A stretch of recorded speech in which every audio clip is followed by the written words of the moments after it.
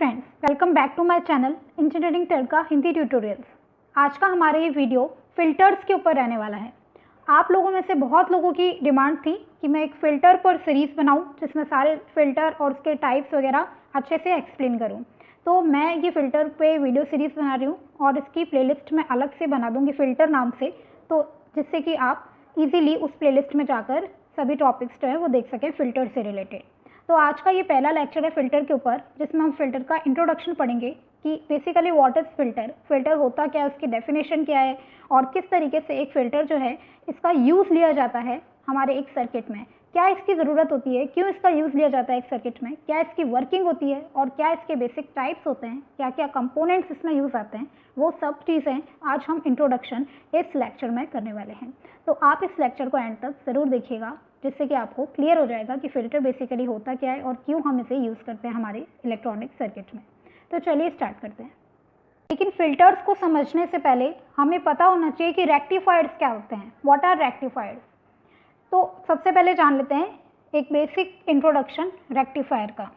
Rectifier एक ऐसी electrical device होती है जो कि ऑल्टरनेटिंग करंट यानी कि एसी को डायरेक्ट करंट यानी कि डीसी में बदलती है। तो जब भी हमें ऐसे करंट की रिक्वायरमेंट है जो कि डायरेक्ट करंट हो, तो एसी को डीसी में बदलने के लिए रेक्टिफायर का इस्तेमाल किया जाता है। अब समझते हैं कि फ़िल्टर्स क्या होते हैं। तो इलेक्ट्रॉनिक फ़िल्टर्स ऐसी डिवाइसेस होती हैं जो कि इलेक्ट्रिकल सर्किट्स की फॉर्म में होती हैं, यानी कि बेसिकली ये एक इलेक्ट्रिकल सर्किट ही होता है फ़िल्टर भी। तो इलेक्ट्रॉनिक फ़िल्टर्स का यूज़ क्या होता है कि इलेक्ट्रॉनिक फ़िल्टर्स को यूज़ लिया जाता है रिमूव करने के लिए, यानी कि हटा देने के लिए। क्या हटा देने के लिए? जो अनवांटेड फ्रीक्वेंसी कंपोनेंट्स होते हैं किसी भी एक सिग्नल में, उन्हें रिमूव करने के लिए इलेक्ट्रॉनिक फ़िल्टर्स का काम लिया जाता है। अब इसका मतलब क्या है कि एक सिग्नल में से अनवांटेड फ्रीक्वेंसी कंपोनेंट्स को रिमूव करने के लिए फ़िल्टर यूज़ ले रहे हैं। तो फॉर एग्जांपल हम लेते हैं कि हमें एसी अप्लाई करना है इनपुट में। हमने किसी डिवाइस के एक रेक्टिफायर के इनपुट में एसी अप्लाई किया, यानी कि ऑल्टरनेटिंग करंट हमने अप्लाई किया इनपुट में, और आउटपुट हमें चाहिए प्योर डायरेक्ट करंट, एकदम प्योर डायरेक्ट करंट। तो ऐसा होता है कि रेक्टिफायर में क्या होता है कि जो आउटपुट आता है वो डायरेक्ट करंट तो आता है कन्वर्ट होकर, एसी डीसी में कन्वर्ट होके आउटपुट जो है वो डीसी आता है, लेकिन जो आउटपुट डीसी आता है वो प्योर डीसी नहीं होता, उसमें साथ में कुछ ना कुछ ऑल्टरनेटिंग करंट के भी कंपोनेंट्स होते ही हैं। और उन्हीं ऑल्टरनेटिंग करंट्स को, करंट के जो कंपोनेंट्स होते हैं डीसी के साथ में, उन्हें हम राइपल कहते हैं। हमें चाहिए क्या था आउटपुट में? प्योर डीसी चाहिए था, लेकिन हमें मिल क्या रहा है आउटपुट में? डीसी के साथ साथ कुछ एक कंपोनेंट्स एसी के भी मिल रहे हैं जिन्हें हम राइपल कह रहे हैं, और वही कंपोनेंट्स तो हमारे अनवांटेड फ्रीक्वेंसी कंपोनेंट्स हैं, और उन्हीं को हमें रिमूव करना है हमारे आउटपुट से ताकि हमें प्योर डीसी आउटपुट मिल सके। तो उन्हीं को रिमूव करने के लिए हम सर्किट में फ़िल्टर्स का काम लेते हैं, यानी कि हम फ़िल्टर्स को कनेक्ट करते हैं सर्किट में, और ये फ़िल्टर्स उन अनवांटेड एसी कंपोनेंट्स को, यानी कि अनवांटेड फ्रीक्वेंसी कंपोनेंट्स को उस आउटपुट सिग्नल से रिमूव करके हमें एक प्योर डीसी दे देगा, यानी कि प्योर डायरेक्ट करंट दे देता है। अब इसी पूरी वर्किंग को हम समझते हैं एक सर्किट की हेल्प से, एक सर्किट के द्वारा समझते हैं कि इस पूरे प्रोसेस में किस तरीके से ये वर्किंग हो रही है। तो उससे पहले ये 4 पॉइंट्स मैंने अभी लिख दिए हैं जो कि अभी मैंने आपको बताए थे, वही शॉर्ट में मैंने ये पॉइंट्स, की पॉइंट्स लिख दिए हैं। पहला point, output obtain bye rectifier is pulsating DC. कि जो आउटपुट मैंने आपको बताया अभी, जैसा कि रेक्टिफायर से जो आउटपुट ऑब्टेन होता है इनपुट एसी अप्लाई करने पर, जो रेक्टिफायर आउटपुट देता है हमें डीसी, वो एक प्योर डीसी नहीं होके बल्कि एक पल्सेटिंग डीसी होती है। Now what is pulsating DC? Pulsating DC का मतलब है कि उसमें डीसी के साथ साथ कुछ एक अनवांटेड एसी कंपोनेंट्स भी प्रेजेंट होते हैं। सेकंड पॉइंट है, AC components present in output voltage is called as ripple. तो ये भी मैंने आपको अभी बताया था कि इस डीसी आउटपुट के साथ में जो कुछ एक अनवांटेड एसी कंपोनेंट्स प्रेजेंट होते हैं इस आउटपुट वोल्टेज में, उसे हम राइपल्स कहते हैं। आउटपुट शुड बी राइपल फ्री, यानी कि प्योर डीसी। हमारा जो आउटपुट होता है रेक्टिफायर का वो प्योर डीसी होना चाहिए, यानी कि राइपल फ्री होना चाहिए। क्योंकि क्या होता है कि जो मोस्ट ऑफ इलेक्ट्रॉनिक डिवाइसेस होती हैं उनको डीसी की, प्योर डीसी की रिक्वायरमेंट होती है, यानी कि वो प्योर डायरेक्ट करंट पर वर्क करती हैं। तो इसलिए उनमें एक प्योर डीसी अप्लाई करने के लिए हमें रेक्टिफायर का आउटपुट एक प्योर डीसी चाहिए होता है, यानी कि राइपल फ्री आउटपुट चाहिए होता है जो कि हम उन डिवाइसेस में अप्लाई कर सकें। फिर है for removal of ripple filter is use, और इसी राइपल को रिमूव करने के लिए हमारे आउटपुट से, रेक्टिफायर के आउटपुट से, सो दैट हमें प्योर डीसी ऑब्टेन हो सके, हम फिल्टर्स का यूज़ लेते हैं उस सर्किट में। जैसे ये एक सर्किट है, इसमें हमने इनपुट अल्टरनेटिंग करंट अप्लाई किया एक रेक्टिफायर में। ये जो रेक्टिफायर है वो कोई भी हो सकता है, हाफ वेव रेक्टिफायर भी हो सकता है, या फुल वेव रेक्टिफायर भी हो सकता है, या ब्रिज रेक्टिफायर भी हो सकता है। अगर रेक्टिफायर भी आपको नहीं आते हैं तो मैं रेक्टिफायर के लिए भी अलग से लेक्चर्स बना दूंगी। तो इनपुट जो है ऑल्टरनेटिंग करंट वो हमने रेक्टिफायर में अप्लाई किया, जिससे कि हमें आउटपुट जो है एसी कन्वर्ट होके डीसी मिल जाए। तो यहाँ पर हमें रेक्टिफायर से ऑब्टेन आउटपुट मिला, रेक्टिफाइड आउटपुट, जो कि मैंने जैसा कि आपको बताया कि वो प्योर डीसी ना होकर पल्सेटिंग डीसी होता है, यानी कि डीसी कंपोनेंट्स के साथ साथ कुछ अनवांटेड एसी कंपोनेंट्स भी उसमें आ ही जाते हैं। लेकिन हमें इलेक्ट्रॉनिक डिवाइस में अप्लाई करने वाला जो सिग्नल चाहिए वो प्योर डीसी चाहिए, लेकिन ये क्या है, डीसी के साथ साथ कुछ एक अनवांटेड एसी कंपोनेंट्स भी इसमें आ चुके हैं। तो इन्हीं एसी कंपोनेंट्स को, अनवांटेड एसी कंपोनेंट्स जिन्हें हम राइपल कहते हैं, इन्हें रिमूव करने के लिए हम इसके बाद में फ़िल्टर सर्किट लगा रहे हैं। और ये फ़िल्टर सर्किट क्या वर्क करेगा, इन अनवांटेड एसी कंपोनेंट्स को रिमूव करके हमें आउटपुट प्रोवाइड कर देगा जो कि प्योर डीसी आउटपुट होगा, प्योर डीसी वोल्टेज वो दे देगा जो कि लोड जो कनेक्टेड है, यानी कि डिवाइस जो कनेक्टेड है उस पर अप्लाई कर दी जाएगी, उससे पास हो जाएगा ये प्योर डीसी आउटपुट। तो इस तरह से हमें इस फिल्टर सर्किट को रेक्टिफाइड आउटपुट और लोड के बीच में कनेक्ट करना होता है, ताकि लोड में एक प्योर डीसी जो है वो पास हो सके। यही अगर हम इन सभी सिग्नल्स की वेव्स ड्रॉ करते हैं, वोल्टेज यहाँ पर V और इस एक्सिस पे टाइम यानी कि T, तो एसी करंट की वेव कुछ इस तरीके से बनेगी। उसके बाद यहाँ पर रेक्टिफायर है, फॉर एग्जांपल हमने फुल वेव रेक्टिफायर लिया है जो कि पूरी वेव को कन्वर्ट कर देगा पॉजिटिव में। तो यहाँ पर हमारे पास जो रेक्टिफाइड आउटपुट मिलेगा वो कुछ इस तरीके का मिलेगा, ये होगा रेक्टिफाइड आउटपुट। और यहाँ पर जो हमें प्योर डीसी मिली है उसकी अगर वेव ड्रॉ करते हैं तो कुछ इस तरीके से वो बनेगी, ये आ जाएगा डीसी वोल्टेज। अब देखते हैं कि इन फिल्टर सर्किट्स को बनाने के लिए कौन कौन से कंपोनेंट्स की रिक्वायरमेंट होती है। अब क्योंकि राइपल कंपोनेंट्स एसी कंपोनेंट्स होते हैं तो उनकी कुछ ना कुछ फ्रीक्वेंसी होती ही है, और इस फ्रीक्वेंसी को देखते हुए हम रेजिस्टेंस या रिएक्टेंस का यूज़ लेते हैं हमारे फिल्टर्स में। रेजिस्टेंस के बारे में बात करें तो रेजिस्टेंस के बारे में तो हम सभी जानते हैं कि रेजिस्टेंस एक ऐसी प्रॉपर्टी है जो करंट के फ्लो को अपोज करती है। मतलब रेजिस्टर कंपोनेंट जो होता है वो रोकने के लिए यूज़ लिया जाता है, करंट को रोकने के लिए यूज़ लिया जाता है एक सर्किट में, और इसकी जो यूनिट है वो क्या होती है, ओम्स होती है। But what is reactance? Reactance क्या होता है? तो रिएक्टेंस भी और कुछ नहीं बल्कि ये भी एक ऐसी रेजिस्टेंस होती है जो कि इंडक्टर के द्वारा ऑफर की जाती है। मतलब क्या है कि इंडक्टर के द्वारा पॉजेस की गई रेजिस्टेंस को ही हम रिएक्टेंस कहते हैं, और ये भी क्या करती है, करंट के फ्लो को अपोज करती है, मतलब रोकने का काम करती है।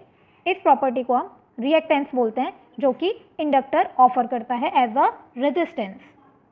तो जैसा कि मैंने बताया कि जनरली एक फिल्टर सर्किट में इंडक्टर्स या कैपेसिटर्स का यूज़ लिया जाता है। तो सबसे पहले हम देखते हैं कि इंडक्टर्स यूज़ लेकर बनने वाला फिल्टर जो होता है वो किस तरीके से अपना वर्क करता है। इंडक्टर्स के द्वारा ऑफर की गई जो रिएक्टेंस होती है दैट इज इंडक्टिव रिएक्टेंस, उसको XL से रिप्रेजेंट करते हैं, और वो किसके इक्वल होती है, 2πfL के, where F is the frequency of signal, L is the inductance in henries, inductance की यूनिट होती है हेनरी और प्लूरल में हेनरीज, फ्रीक्वेंसी हर्ट्ज में, और ये तो होती है इंडक्टिव रिएक्टेंस। तो inductive reactance is XL is equal to 2πfL। अब हम सबसे पहले कंसिडर करते हैं कि इस इंडक्टिव फिल्टर में हमने एक डीसी सिग्नल अप्लाई किया, यानी कि डीसी सिग्नल इनपुट डाला। तो डीसी सिग्नल की जो फ्रीक्वेंसी होती है वो हमेशा क्या होती है, 0 होती है।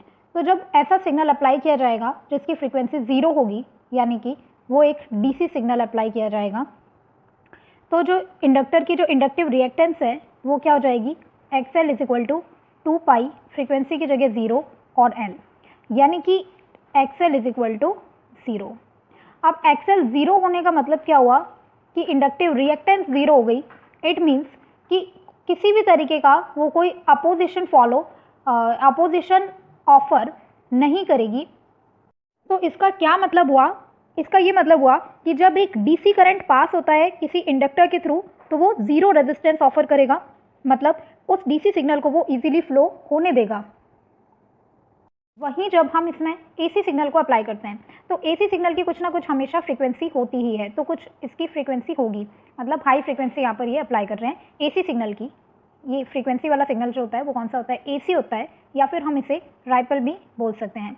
तो इसकी कुछ ना कुछ हाई फ्रीक्वेंसी होगी। तो जब इस हाई फ्रीक्वेंसी को हम एक्सएल में रखेंगे, एक्सएल इज इक्वल टू 2 पाई कुछ ना कुछ एफ होगा और एल, तो यहाँ पर हमारा जो एक्सएल आएगा वो भी क्या होगा? हाई वैल्यू आएगी कोई एक्सएल की।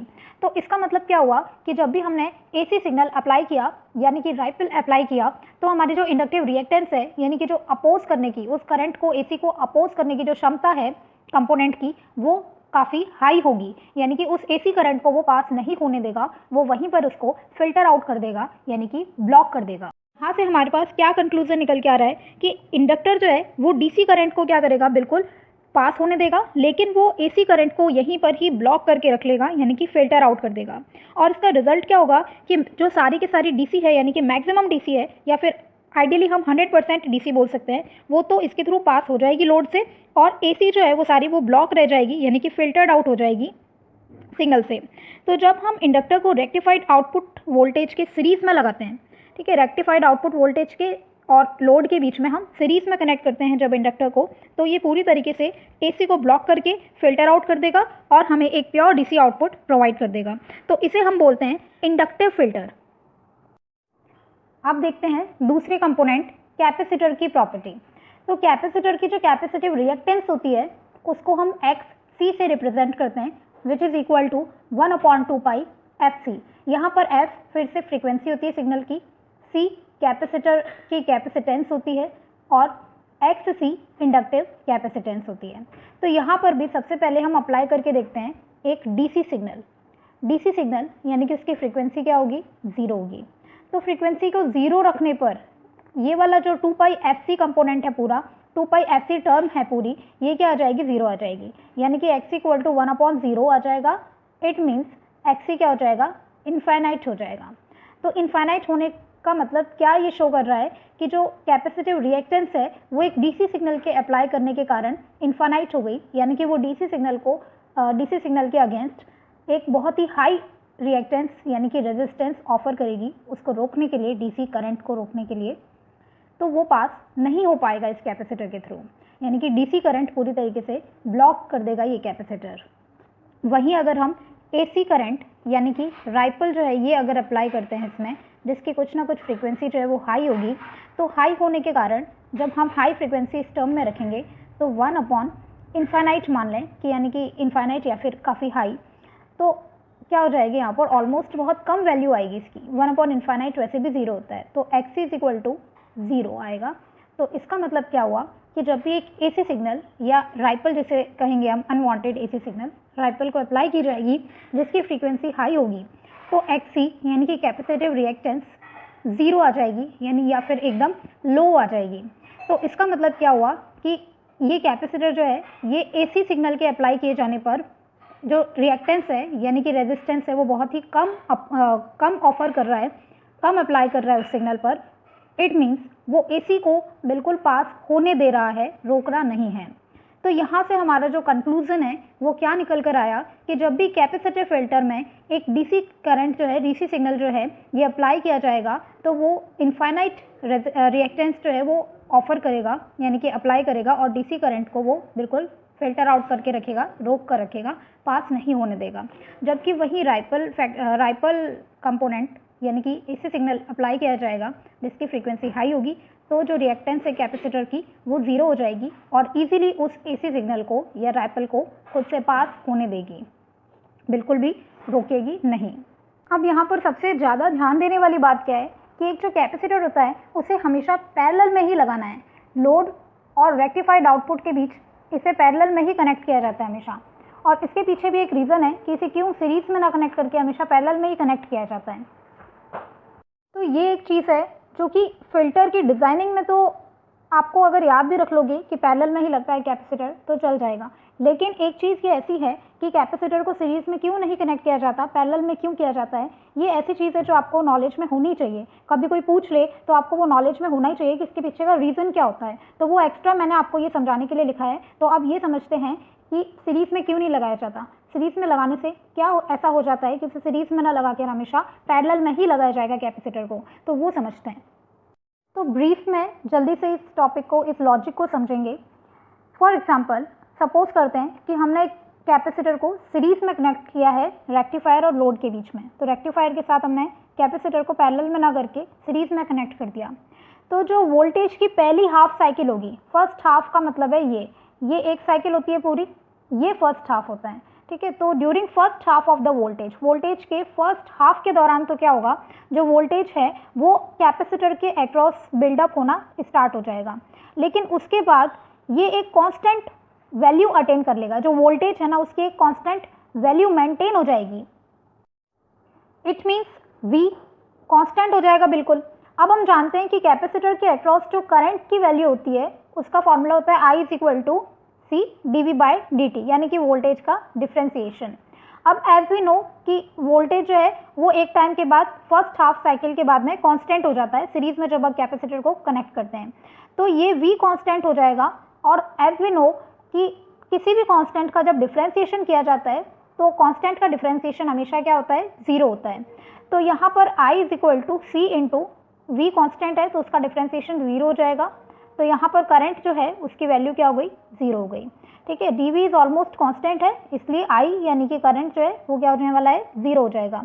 सो कोई भी करंट जो है वो लोड के थ्रू फ्लो नहीं करेगा और कैपेसिटर एक ओपन सर्किट की तरह एक्ट करने लगेगा।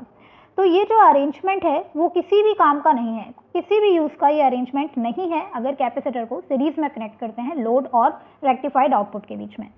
सो हम हमेशा कनेक्ट करेंगे कैपेसिटर को पैरेलल में विद रेक्टिफायर, ना कि सीरीज में। अब बात करते हैं बेसिक टाइप ऑफ फिल्टर्स की, कि फिल्टर के बेसिक टाइप्स क्या होते हैं।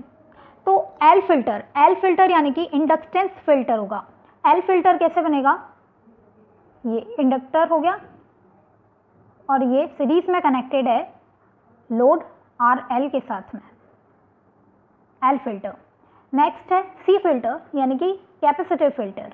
कैपेसिटर अभी मैंने बताया आपको कि पैरेलल में कनेक्ट होता है, तो ये कैपेसिटर पैरेलल में विद RL यानी कि लोड, ये होगा कैपेसिटर फिल्टर।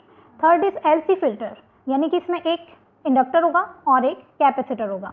तो इंडक्टर लगाएंगे सीरीज में और कैपेसिटर लगाएंगे पैरेलल में विद लोड RL। लास्ट है CLC फिल्टर। CLC फिल्टर नाम ही जैसा है कि इसमें 2 कैपेसिटर हैं और बीच में एक क्या है, इंडक्टर लगेगा। तो सबसे पहले कैपेसिटर होगा पैरेलल में, फिर इंडक्टर होगा सीरीज में, फिर कैपेसिटर होगा पैरेलल में विद लोड RL। अगर हम बात करें एक परफेक्ट प्योर डीसी ऑब्टेन करने के आउटपुट में, तो उसके लिए CLC फिल्टर जो होता है वो सबसे परफेक्ट और सबसे बेस्ट होता है। तो ये था पूरा फिल्टर का इंट्रोडक्शन। जितना बेस्ट हो सकता था उतना बेस्ट मैंने आपको समझाने की कोशिश की है फिल्टर के इंट्रोडक्शन को विथ छोटी छोटी चीज़ें और लॉजिक्स। तो अभी ये है फर्स्ट लेक्चर इंट्रोडक्शन का। इसके बाद कैपेसिटिव फिल्टर, इंडक्टिव फिल्टर और अदर टाइप ऑफ फिल्टर जो होते हैं, बैंड पास फिल्टर एट्सेट्रा, जितने भी तरह के फिल्टर होते हैं उनके मैं अलग इसी प्लेलिस्ट में वीडियोस बनाकर अपलोड करती जाऊंगी, तो आप वो ज़रूर देखिएगा। तो आपको वीडियो अच्छा लगा हो तो प्लीज़ इसे लाइक करें, शेयर करें और हमारे चैनल को और स्टडी रिलेटेड वीडियोज़ के लिए सब्सक्राइब करना मत भूलिएगा। तो मिलते हैं अगले वीडियो में। Till then, thanks for watching and bye bye.